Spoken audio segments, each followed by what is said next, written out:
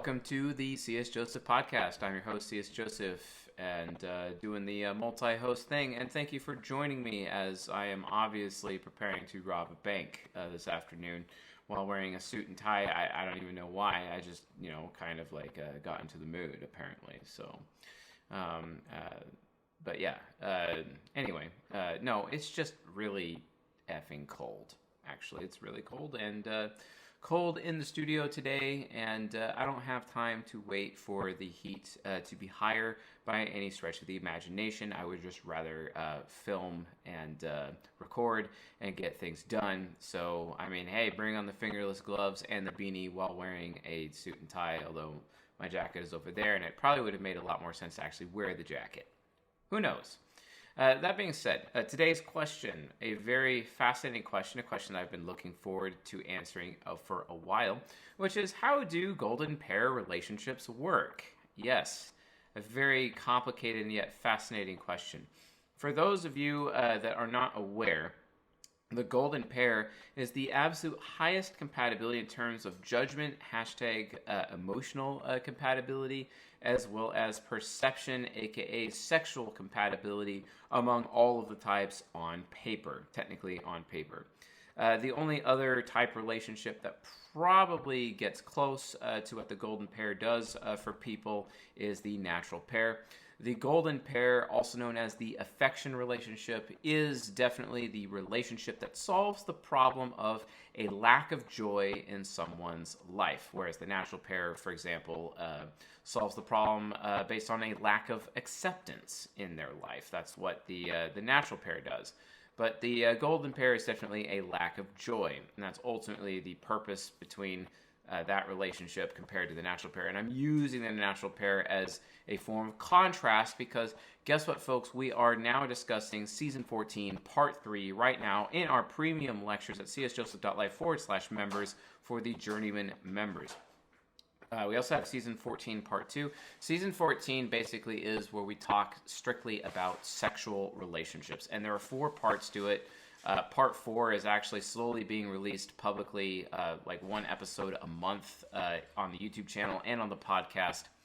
Season 14, Part 1 is available at csjoseph.life/portal in the Discover XYZ specific type membership sections.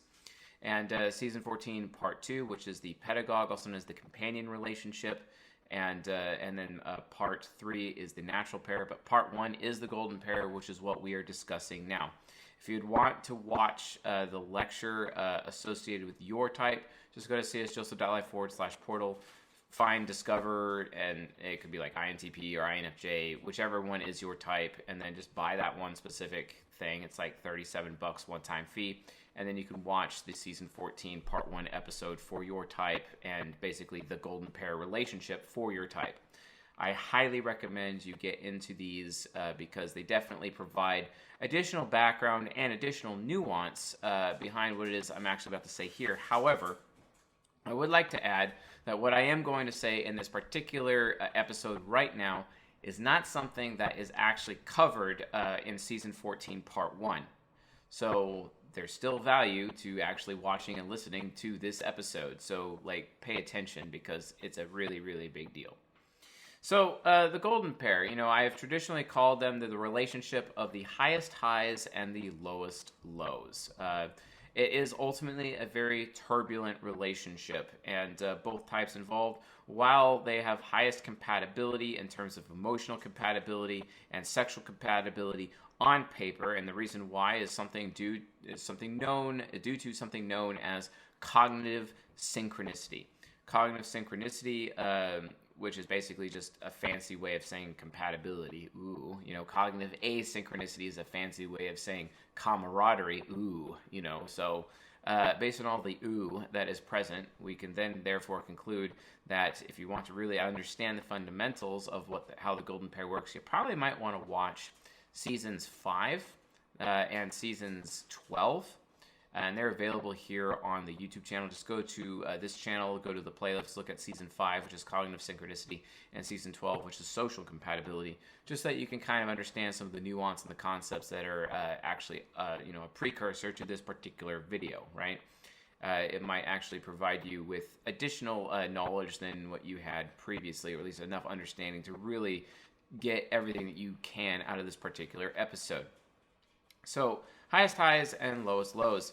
And one of the reasons for that is, depending on what your octagram is, because octagram is not something that has been heavily discussed in season 14, but octagram is basically a person's nurtural expression of their nature. You know, you have your nature, but then life happens, and based on life, you end up having a certain cognitive development, which is basically where you have been within your mind, and then cognitive focus, which is basically where you are taking your mind next, right? And those things together bring about a yin and yang equilibrium that represents a person's octagram. And as a result, there are 4 different total octagrams per one of the 16 types. The reason why it's called the octagram, however, is because it's based on the 8 temple wheels, which we are discussing 2 temple wheels per month right now within season 18, which is also available at csjoseph.life/members. Just become a journeyman member, and you can access that at csjoseph.life/portal to be able to handle that. So with all that being said, what makes this work is cognitive synchronicity. And cognitive synchronicity, in like a nutshell, is basically when, let's say, I'm an extrovert intuition hero, so my golden pair would have to have an introverted intuition hero as well. Like, I want to be wanted as much as that they actually want to want me, basically. Or I have introverted thinking parent, which means they would have extroverted thinking parent. And I'm all about what I think, but they are also all about what I think. And then they have introverted feeling. They're all about how they feel. I have extroverted feeling, and I am all about how they feel, right? So I'm all about what I think, and they're all about how they feel. And it's basically like this awesome trade-off, etc. And I'm aware of what makes me comfortable. They're constantly seeking to make me comfortable. There is no issue, period, end of story. It's just awesome that way. And that's ultimately what my golden pair does for me, which is the INTJ archetype, right? But again, what people don't understand about golden pairs is that they are the highest highs and the lowest lows. And the reason for this is actually due to something known as cognitive origins. And again, cognitive origins is something that we're heavily going through in they're like our live lecture that we do once a month. It's for season 18, the cognitive mechanics season. And right now we're actually discussing cognitive origins at length, as much as we have done so already in the Deadly Sin Living Virtue lecture series, which we had 8 of those recently, which are also available in the premium lectures area for the premium content. But cognitive origin is probably the most important vector when it comes to understanding the type grid, as well as understanding the octagrid for octagram. You can basically see, like, you know how, you can't really have algebra without a concept of 0, right? It is impossible to do any algebraic conclusion or logic thereof, or that form of mathematics without having a concept of 0. But when it comes to Jungian analytical psychology, the concept of 0 is really the cognitive origin itself. And the cognitive origin is basically that which an individual seeks the most for their entire life. So for me, it's satisfaction. For an INTJ, that'd be reverence, also known as deep respect. For an ESTP, INFJ, that is connectedness and intimacy. For an INFP and ESTJ, it's power and authority. For a ISTJ and ENFP, it's justification or excuses, to be excused from things. So they're looking for the most. And then obviously discovery for the ESFJ, also known as exploration, to be able to explore new things, explore life. That's ESFJ and INTP. Often, think about it. Gene Roddenberry was an INTP. He cares about discovery, and he wrote Star Trek, which is all about space exploration. Okay, obviously. It was like his dream that never was necessarily able to come true. And I guarantee you he very much wanted it to, etc. And then obviously you have the ISTP and ENFJ with what they are seeking out of life, known as validation, right? So these are all the 8 cognitive origins. And what's interesting about the golden pair when compared to the natural pair, for example, the natural pair actually manages cognitive origins very well. There isn't any competition for cognitive origins within the natural pair. And as byproducts of the natural pair providing, their lover with their own origin. Like, for example, my natural pair is an ISFP. An ISFP woman would share her sense of purpose with me, also her sense of discovery with me, and I would be sharing my sense of satisfaction as well as my sense of reverence. And I would help her gain satisfaction and reverence. She helps help me gain purpose and discovery, etc. Which actually ends up, by doing this sharing or this exchange, it actually helps us improve ourselves, and we're able to reach those cognitive origins, not just for ourselves, but then give them to each other. And as byproducts of giving our own origins to the other person within the context of the relationship, they actually gain their own origins in the process as a secondary energy exchange within the natural pair itself. It makes the natural pair truly unique and very special. Whereas the golden pair is actually pretty direct about it. There is no dance. There's nothing informative about it. It's actually super direct. And, like if I'm with an INTJ woman, for example, that INTJ is constantly, on paper, this is on paper, helping me reach a higher level of satisfaction, as well as I'm helping her reach a higher level of reverence, right? At least that's how it's supposed to work on paper. But when it comes to highest highs and lowest lows, that's not necessarily always the case. And the reason why is because of the octagram. The octagram is the reason why. Because the octagram, when you actually look at it from a macro perspective, a very high-level point of view, from a nurtural impact of one's nature. I'm an ENTP, she'd be an INTJ, and you're looking at our natures being impacted by our octagrams, basically. And then I have a cognitive development, I have a cognitive focus, she has a cognitive development, she has a cognitive focus.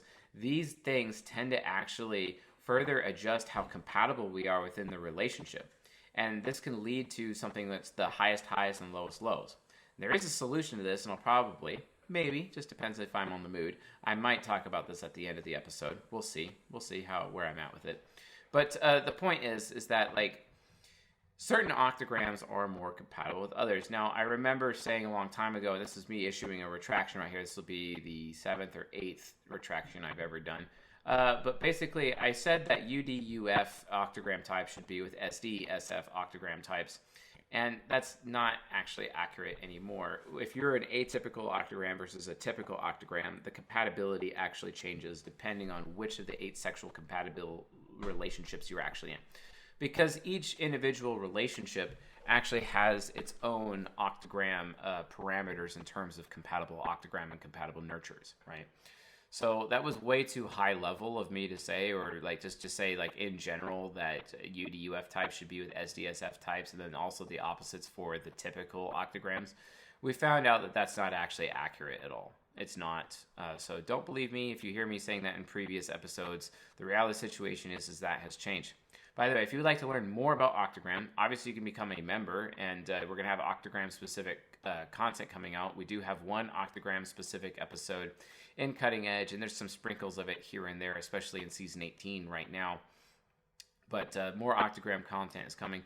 However, if you want to get involved with the Octagram discussion, it is available at discord.gg/egohackers. Go to that link, and then you can get on our Discord server and then get into the Discuss Octagram channel. Go to the pinned messages so you can learn the basics of what Octagram is, and then participate in the discussion there, which is basically going every day because it's one of the most active channels on the server where people are discussing Octagram and human nurture. I highly, highly, highly recommend that you folks consider participating in the community. We're about to break 1,200 members, active members, like they're super active, 24/7, well-moderated server. Check it out. So anyway, so the octagram ends up having some changes, and the reason why is, like, for example, I am an unconscious developed, unconscious focused type. So while my ego, being an ENTP, it seeks satisfaction, my subconscious is actually very, very underdeveloped because I'm an unconscious developed, unconscious focused ENTP. My underdeveloped subconscious means I don't crave satisfaction as much because my shadow, which is, or also known as my unconscious, which is my INTJ side, and my superego, which is my ESFP side, those sides of my mind are actually far more developed than my ISFJ. And you could say that my INTJ side is developed, which is the UD aspect, and then the UF piece is where I am developing my superego, which honestly in the long run this is not going to be sustainable because obviously my mind has not developed my ISFJ side very much, and this could actually be the source of my midlife crisis. I know that I outlined in season 19 the different life crises in terms of quarter life crisis, midlife crisis, final life crisis. And I gave a typical expression of what those life crises do. But after understanding how the octagram works, while the roadmap that I laid in season 19 is the basic roadmap in terms of what to expect in a midlife crisis versus a quarter life crisis, it's actually really octagram dependent, because from an octagram point of view, those life crises could actually switch. You still have to go through each of the crises. It's just which crises are you facing when. That's what really changes depending on what your octagram is. And more on that later. We'll be discussing that at length much later. But at the end of the day, because my subconscious is underdeveloped, I don't crave the cognitive origin of satisfaction as much as I actually crave the cognitive origin of reverence, right? And this is something like my mother has pointed out to me typically. One of the things that she does not like about me is, and she has told me multiple times throughout my life, is that she does not like how I handle disrespect well, and how, like, at any perceived disrespectful slight towards me, I lash out. Even to the point of violence. Yeah, that's pretty accurate, because my INTJ side is so developed and my ESFP side is developing, and both of them are looking for reverence, the cognitive origin of reverence, the cognitive origin of deep respect, that I have to have that.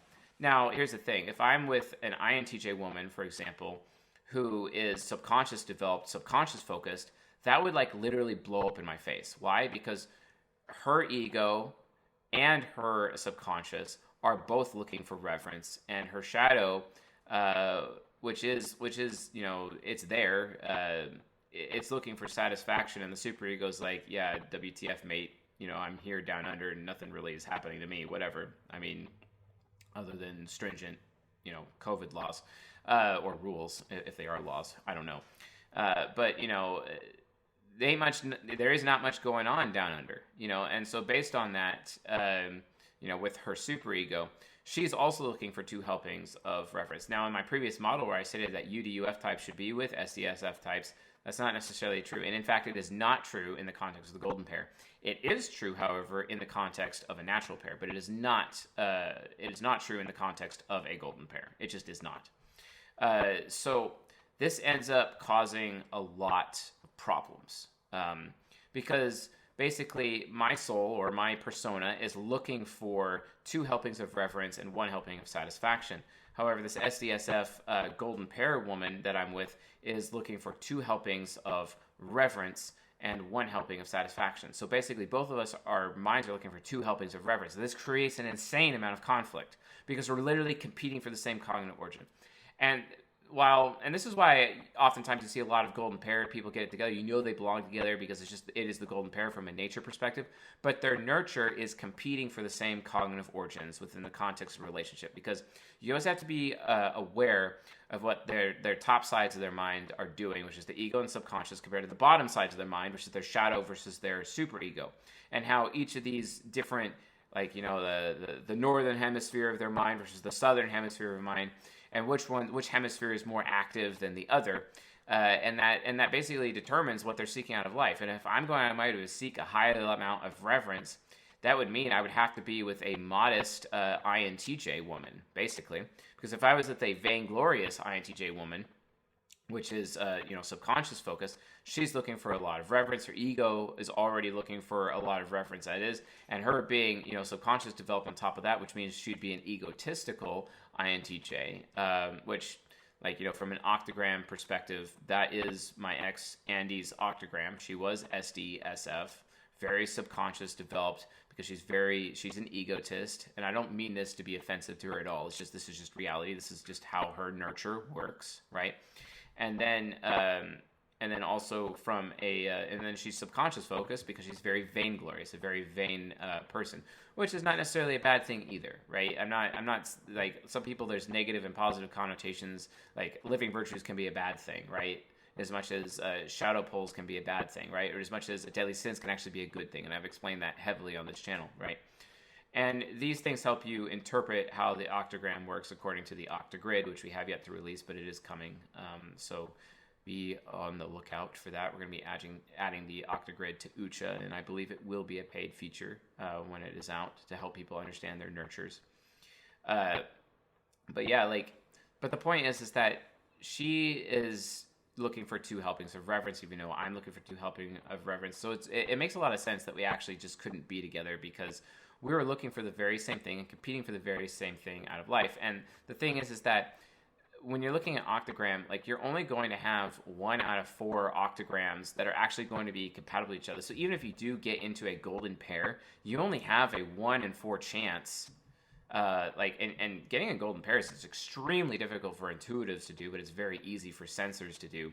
But you still have to deal with the fact whether or not you're a sensor or an intuitive with your golden pair, right? This is why intuitives often end up with their natural pair more than golden pairs, and golden pairs is more common amongst concrete types or sensors. Intuitives usually end up in naturals, and concrete types usually end up in golden pairs. But even if you do end up in your golden pair, you really only have a 1 out of 4 chance of having a compatible octagram. And even then, that's not entirely accurate, because I'm sure there are some octagrams more common than others. For example, you have atypicals, which are not as common, and then you have typicals that are really common in terms of octagram expressions of nurture versus nature within the human mind. So as a result of that, it really, really skews the numbers. And I think that, so at best, it's 25%. But I think it's probably way, way lower than 25% that you're going to find a compatible octagram, especially if you're an atypical type like myself. I'm UDUF, so that is atypical. Andy's SDSF, so that is atypical. So based on these 2 atypical octagram perspectives, because we're atypical in that way, in order for us to have even had a good relationship, I would have had to have been SDSF at the same time, or she would have had to have been UDUF at the same time in order to reduce the turbulence of the relationship.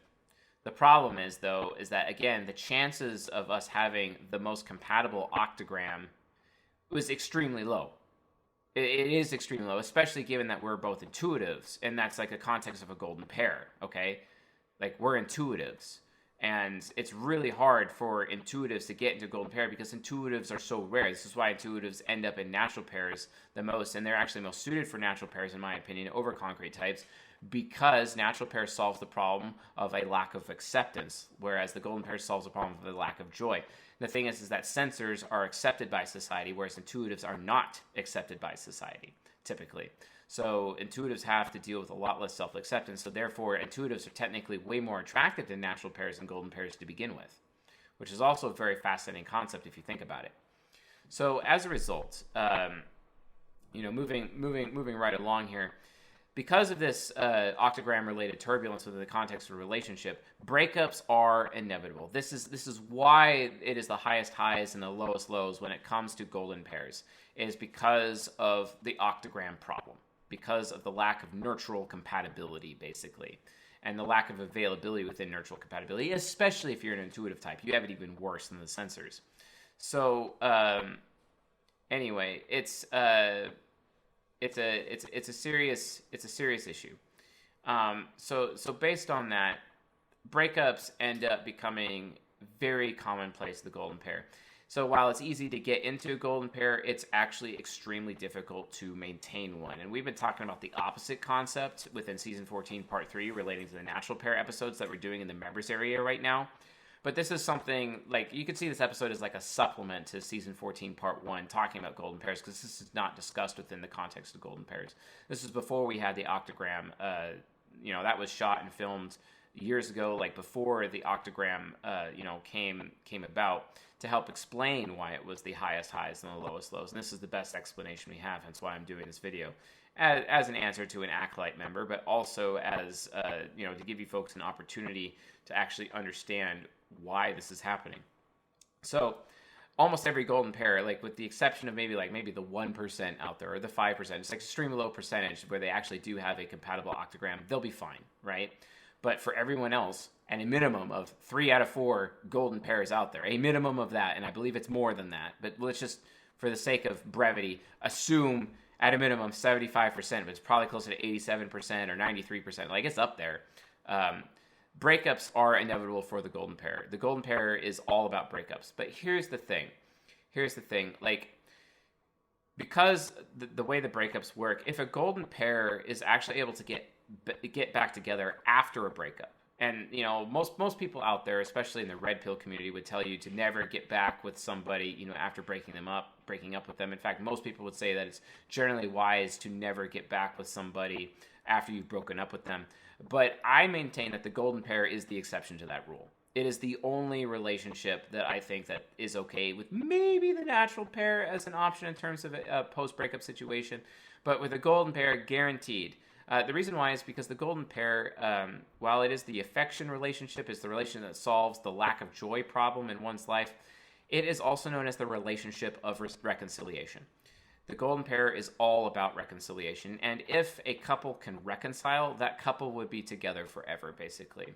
So really, the trial of the golden pair, the test of the golden pair, ends up becoming like, hey, it's like the test of the demon almost. The demon functions end up testing each other, and and that often becomes a turbulent battleground of the Titans, and then after the battleground of Titans, from a cognitive reflection perspective, the relationship breaks apart.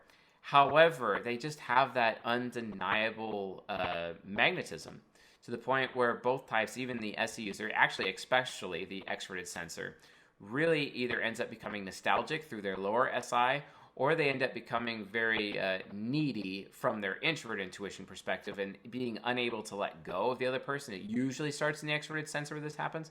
And then that NE user of the relationship is able to maintain that magnetism. They almost always have an opportunity to reconcile, not necessarily to say that they will reconcile, but they always have the opportunity to reconcile. And when they do reconcile, that relationship is basically solid and they'll never break up again. And that basically is the story arc of the relationship of the golden pair. It is the relationship of reconciliation. If you get in a golden pair, at least 8 or 9 out of 10 times you will have a breakup due to incompatible octagram, but then you'll reconcile and then you're together and then you'll never break up again. Basically, that's basically how the golden pair works. That is how it works, right? So one of the reasons why this happens is because, like, regardless of your octagram, the golden pair is actually very sensitive to the inferior function's aspiration. While the natural pair requires the inferior function to be aspiring ahead of time before the relationship is there, the golden pair can get with somebody whose inferior function is underdeveloped and actually help that person develop and actually start developing their inferior function within the context of the relationship. However, eventually the golden pair will have a natural covert contract within it to have an expectation of the other person taking the lead within their own aspiration. And if that doesn't happen, that's also what can lead to a breakup. Why? Well, it's because when you notice that happening in your golden pair partner, what you end up doing subconsciously or even unconsciously to a point, you start introducing insecurity to see if they can handle it. You start introducing insecurity within the context of the relationship to see if their inferior function can aspire. So this is like the test of the inferior. I know within the natural pair, we've been talking about the test of the critic and the test of the inferior, or test of the parent. But this is ultimately the test of the inferior, where you are actually using your inferior function to test the other person's inferior function by introducing insecurity to it to see if they can handle it. And if they can, great. And that's ultimately what leads to the reconciliation within the relationship to keep it together. If they can't, that is basically a signal as to what led to the breakup in the first place. You see what I'm saying, folks? So in general, this is how the golden pair mechanically works from a neutral perspective when you consider the octagram and how the octagram actually impacts the golden pair relationship to begin with. So anyway, folks, thanks for watching and listening to this particular episode. I'll see you guys in the next one.